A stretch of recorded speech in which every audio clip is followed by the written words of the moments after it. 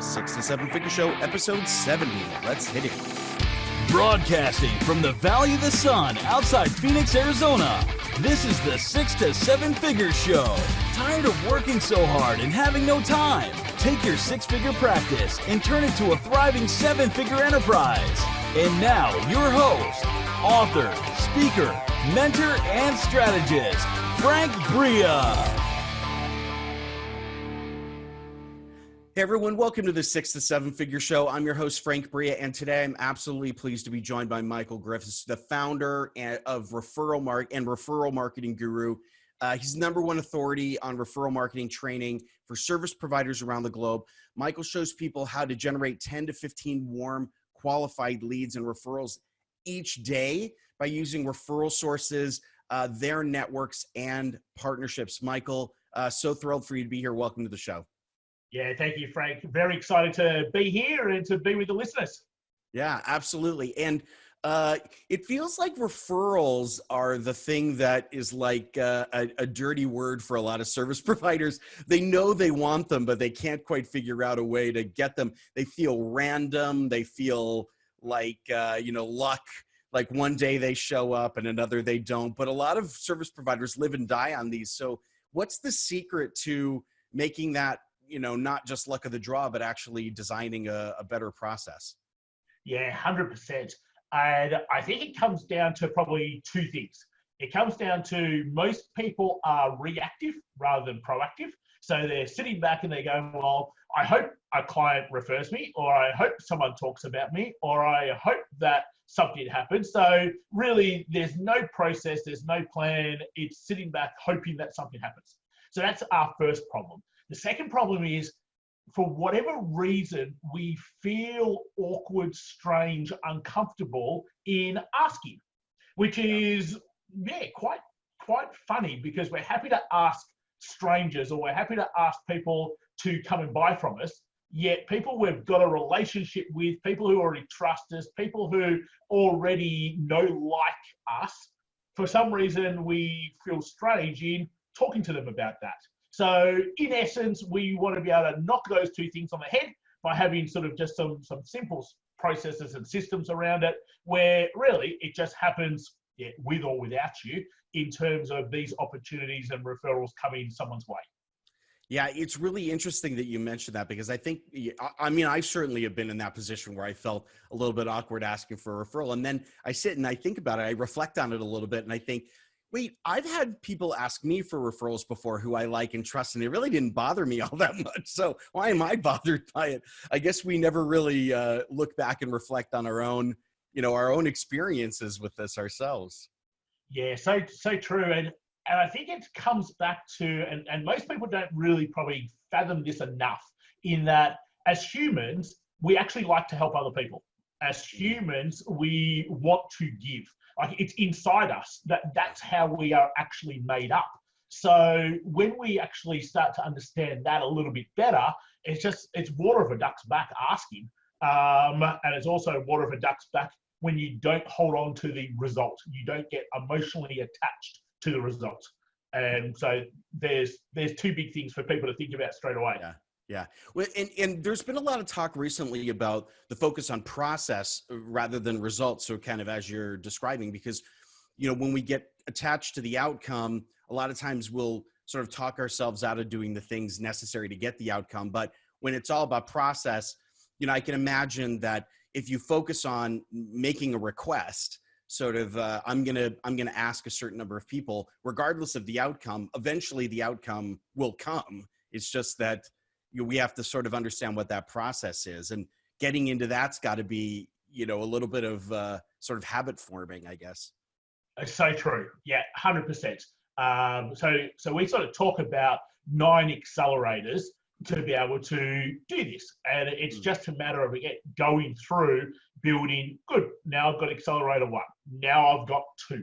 Now I've got 3, and it's a matter of just putting those in place rather than there being any emotion to it whatsoever. It's just building a system. No different to what the accounts payable system is, or the calendar system is, or the daily workout system is. It's no different. And that's how I think people need to see it. That's a really great way to put it, because I do think we we get really emotionally attached to anything having to do with sales and marketing for some reason, but invoices get sent out, so that just happens. Uh, you work with service providers. What kinds of people do you find that this process works best for? What kinds of companies? Like, how long do they have to have been around? Like, is there a certain level or income that they need to do in order to put this into practice? Yeah, the lovely thing is that it doesn't really matter what type of business it is. We focus on service providers because that's what the system really, it means we don't have to go too far from the system. That allows us to be able to leverage and scale it a little bit more. But like, we've had businesses that are online stores through to brick and mortar local businesses, through to service providers, people who have opened the door yesterday, through to people who have been around for 30 plus years. The bottom line simply is, if someone is ready to grow, if someone is tired of wasting money on ad spend or can't get ad spend to work for them, then they're sort of the perfect people. And for a lot of service providers, I know certainly here in Australia, there's a lot that are actually restricted by where they can spend money on ad spend, and they're not allowed to do certain things through regulations. And therefore, being able to get word of mouth and referrals is the only thing that they're actually allowed to do. So therefore, we find that coaches, consultants, people like attorneys and financial planners and mortgage brokers, mortgage lenders, all of those service-orientated providers, this just, there isn't one that hasn't been able to have great success. That's phenomenal. There are folks who, and granted, they've got a vested interest in the paid ad sort of community, but there are folks who say, referrals are great, but they don't, you can't really grow that necessarily. Is that what you're finding? Is that true? Or are referrals just sort of one of many diversified income streams that you should kind of put in place? Yeah, nice. So certainly I've got no problems with spending money on ads if that's what's working for somebody. That's just not our space, and we focus on our space. 99% of people cannot grow a business based on referrals because they are reactive and they've got no stuff in place. If you're only going to get 4 or 5 referrals a month, no, you can't grow your business on referrals. And that's what most people get, simply because they don't have things in place. When I look at our guys who are getting 30, 40, 50 referrals a month, that's more than what most people get in their paid ad spend. Yeah, that's true. And they're probably warmer leads too. 100%. You should be closing referrals up at 75, 80%, where most people, if they get 20% of cold traffic, they're over the moon type of thing. Yeah. So I sort of go, and accelerator one is like, build referral sources. Well, if you want, let's just go. So a referral source is someone who sells to the same people you sell to, and you don't compete with one another. Yeah. Simple. So you just simply ask yourself, where else do my clients spend money? Because they're people that I could partner up with. So if you had 10 referral sources that pass you 1 referral a month, well, there's 10 referrals. Yeah.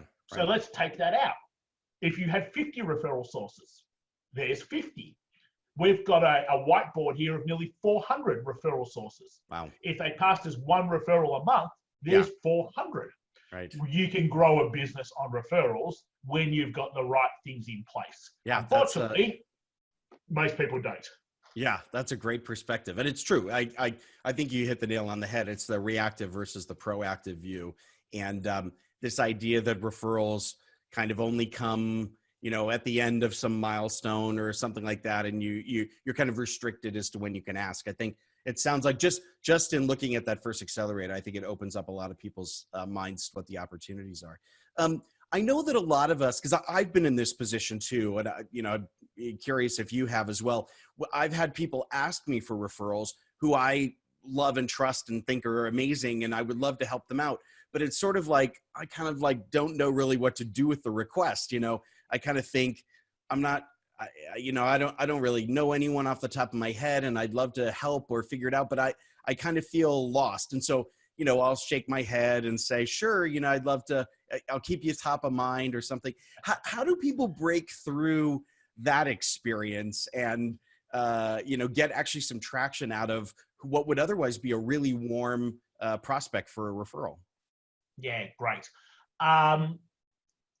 In building what we call $1 million referral system, which is sort of what we help people build. To me, it's not just a matter of me coming and going, Frank, do you happen to know anyone that needs blah, blah, blah, blah, blah? If you do, love for you to pass me their name and number. Yeah. That's what people generally think is getting referrals. Right. No, that's an awkward conversation that if you don't, then you all of a sudden feel, well, how do I handle this? What do I do? What do I say? How do I go about it? Where I go, well, let's actually make it really easy for anyone to be able to help us generate new business. So the bottom line is we want people who have a pain point looking for a solution coming into our CRM. We should be filling our CRM every day, customer relationship management system. Yeah. So I could go, let's just pretend Frank's been a client of ours, and instead of going, well, Frank, do you happen to know XYZ? I could go, Frank, we've got this great 9-point referral game plan. Would you mind just sharing that out to your network? Yeah. How easy is that for you to be able to do? Right. Straight away, anyone that has the pain point that they're not getting enough referrals, anyone that wants a solution, they're going to now come to us, give us their name and email, allow us to be able to educate, nurture, stay front of mind. And really, it's taking you 5 seconds to do something that's probably going to provide us with more warm opportunities than what you could having to think about it. Yeah. Yeah. So in some sense, you're kind of making it a little, you're lowering the threshold for what would be considered a referral. In other words, a lot of us think if I'm asked for a referral, I kind of have to think of someone who is in the market to buy directly, what it is, but it's not. It could just be a very warm introduction with a handoff of some value. 100%, because there is a range from 0 to 10 in terms of the referral ladder. And a 10 is definitely, I met this person who needed exactly what it is that you did. I spoke to them about you. I've ensured that they're ready to be able to speak to you. Here's their name and number. They're expecting a phone call. Yeah. Perfect. Number 10 type of referral. Right. If we only waited for them, we would probably only get 1 or 2 a month. Right. Because they just don't fall on people's laps all that often. Right. So therefore, that will naturally happen when you've got referral sources doing other things for you also.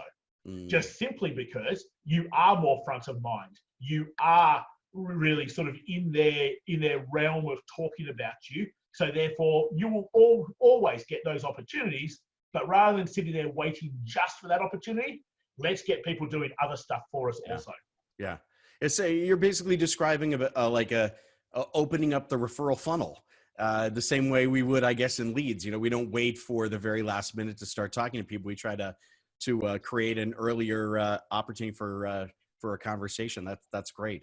I want to pivot really quickly to the work that you do. So as you're working with folks to basically install these accelerators and get them up and running, how do you work with them? What's the process that you take them through that helps them get these things up and running?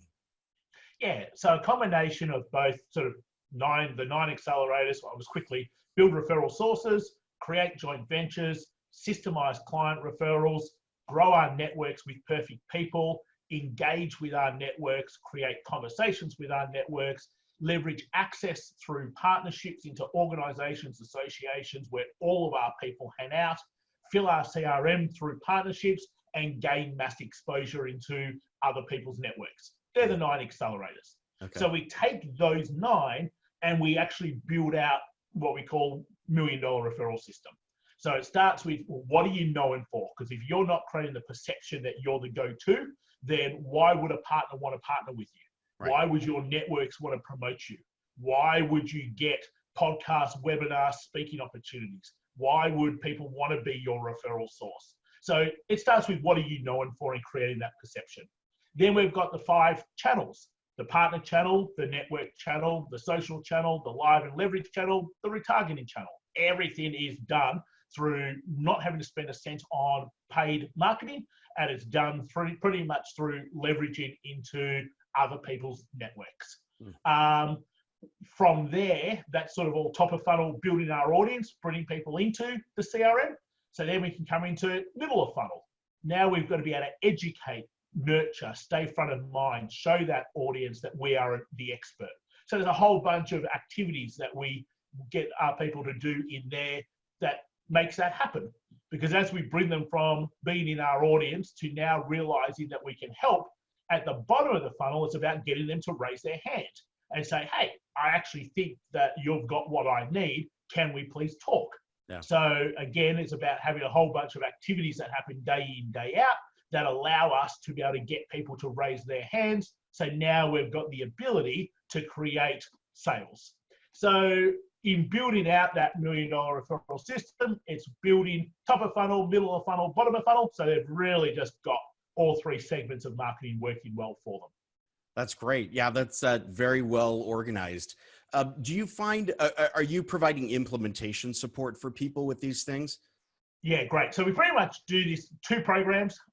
Implementation program is our lower program where it's a lot more do-it-yourself, modules online, learn the modules, but then you turn up to various group sessions where Partnership Club is our sort of our flagship program, and that is very much hold your hand, be part of the community, live intensives every 90 days, weekly implementation sessions, monthly trainings, monthly planning. So there's a lot more within Partnership Club, and it's pretty much, unless you really tried hard to fail, you just can't fail because you're getting your butt kicked the whole time to make it happen. I love that. Unless you're trying hard to fail. That's that's the tagline right underneath. That's great. That's awesome. What do you think are some of the things? So we talked earlier about the fear, right? Sort of getting past this fear of asking. And I want to pivot into mindset a little bit. I know we talked about systems and things like that, but what's the key there? Do you find is there something that you that people need to get past in order to kind of feel comfortable stepping out into this sort of referral and partnership world? Yeah, it's interesting. And we talked something the other week on a video that unless you are confident and secure internally, then anything you try to do externally is probably going to end up failing. So you've got to be, it's not so much sure of yourself, you've probably just got to be confident enough that everything you're currently telling yourself to why it can't work or why you're not doing it is actually not true. Yeah. And just being okay with that. I did a recording this morning for some of our content next week, and it was from a conversation yesterday where one of our guys had someone just write something really nasty on one of their social media comments. And it's just around, you just got to focus on making an impact for the people you're making an impact for. No one else matters. Yeah. And I think when you've got that way of thinking that, hey, you're just talking to your people and not everyone's your person. You don't need everyone to be your person. And when you just focus on creating the impact that you really want to create for the people who actually really enjoy and value, then all of a sudden it becomes an awful lot easier to do the things that you should be doing. Yeah, I think that's a really powerful principle. One of my mentors is Michael Port, an author, New York Times bestselling author, and he always used to say, there's some people in this world you're meant to serve and others not so much. So that is, if you're ever online or interacting with social media and you've ever had the experience that you described, you realize how important and powerful that principle is to apply, because otherwise it's pretty hard to get up in the morning. Yeah, no, 100%. And it's like, you've just got to feel sorry for them and their life, and give it about a second's worth of energy, because that's all it deserves. And to realize that the impact you're making means that you need to be going out, you need to be getting doors open, you need to be speaking to people, you need to be creating opportunities because you've got more people to help.